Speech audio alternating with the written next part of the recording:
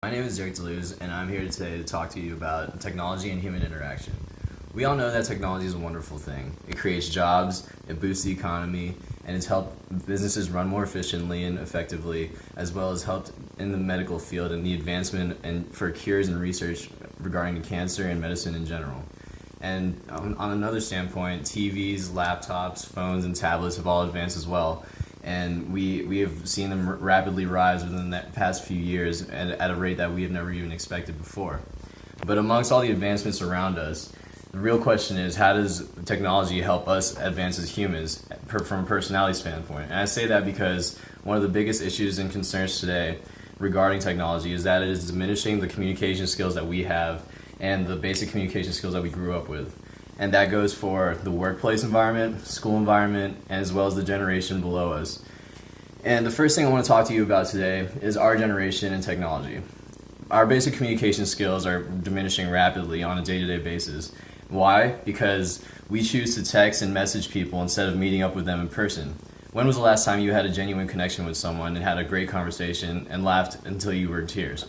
Because that doesn't really happen that much anymore, because we choose to text with them to catch up on their nights or their weekends or whatever, instead of grabbing a drink or grabbing a meal with them. And in addition to that, I feel like we miss out on certain opportunities and we don't even realize it.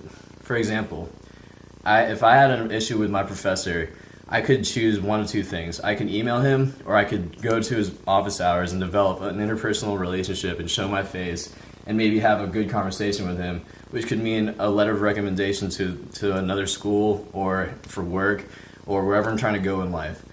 And those little things are just a few of the things that happen to us on a day-to-day basis that we miss out on because we choose to take the easy way out with technology instead of choosing face-to-face interaction.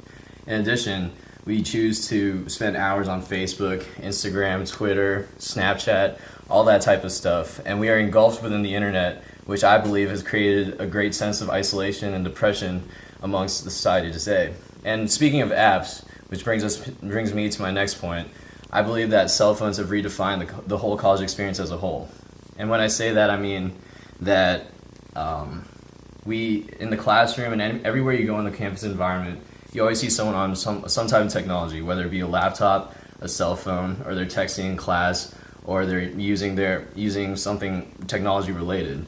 And while I was doing research for this speech, I found a study online by Hack College that took a survey on Facebook and found that college students, 88% of them are texting in class, and 70% of them believe that texting is a critical part of developing a new romantic relationship with someone, and 90% of them believe that texting is important with creating connections in general. But I think that's kind of ridiculous, because I think it's taking away from our confidence as people to interact with anybody around us.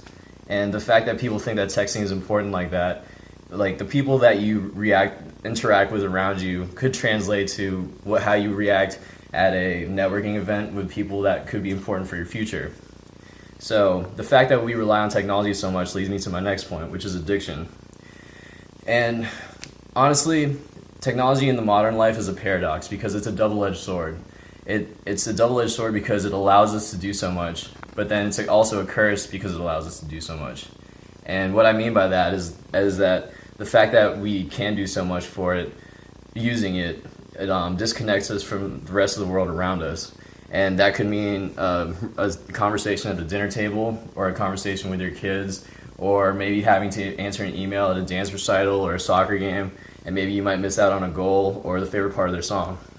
And so it's becoming a real addiction in the workplace, and people have actually said that they've received 500 texts and emails a day, and they feel like they have to be connected all the time, no matter what time, and causing insomnia just because of the fact that they can't turn their minds off when they want to go to sleep, and they always feel like they have to answer the next message, take the next call, answer the next text, and it's a spreading epidemic, honestly.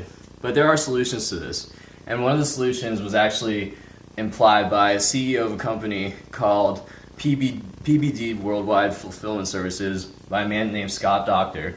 And he's the CEO of that company, and he realized that a lot of people weren't even interacting on a regular basis in his office anymore. So what he did was he took Casual Fridays to a whole nother level. And the way he did this was that he made them email-free Fridays. And with email-free Fridays, he realized that people were starting to go to people's offices to talk to them more. They were not emailing as much. Well, they couldn't email to begin with.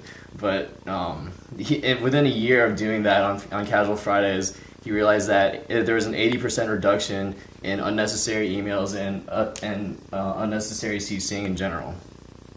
But not only in the workplace, but at home as well, there's a creative addiction as well. There have been numerous deaths due to video game addiction around the globe, with people playing video games for 40, 50 hours straight, forgetting to eat and sleep, and which causes seizures and cardiac arrest.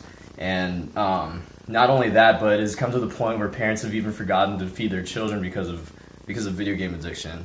For example, in New Mexico, there was a woman who was charged with second-degree murder and child abandonment because she was too busy playing World of Warcraft for 40, 50, 60 hours, and the child died of malnourishment and dehydration, and she was sentenced to 25 years in prison. And that's just ridiculous because it just shows how technology has affected our priorities and has diminished the ability for us to prioritize what we need to do. And we have prioritized technology in a lot of ways, and that's just one of the ways that we have done that. But in addition to people our age and our elders, the next generation is also getting affected by this new wave of technology as well.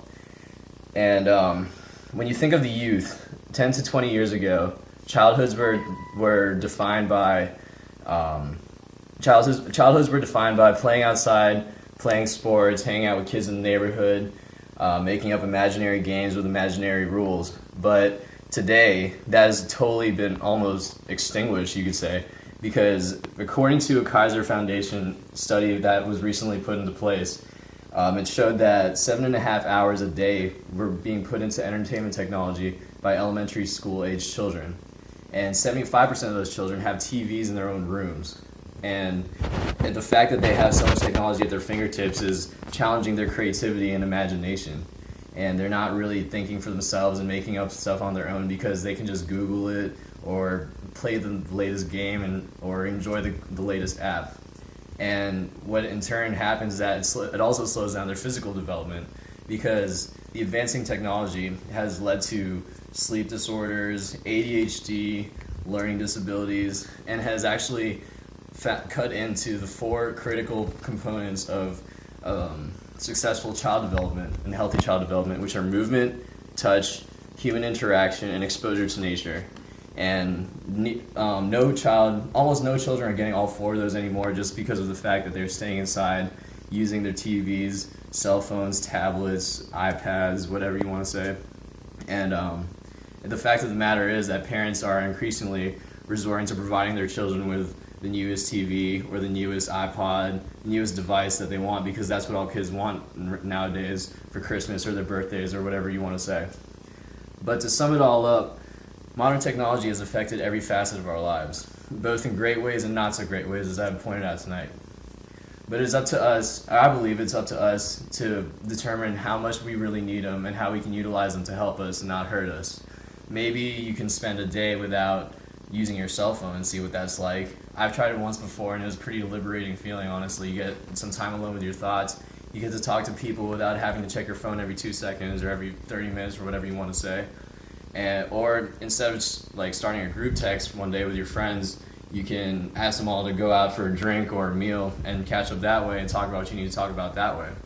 And maybe just find a moderation of technology in general on a day-to-day basis that you don't use it overly too much.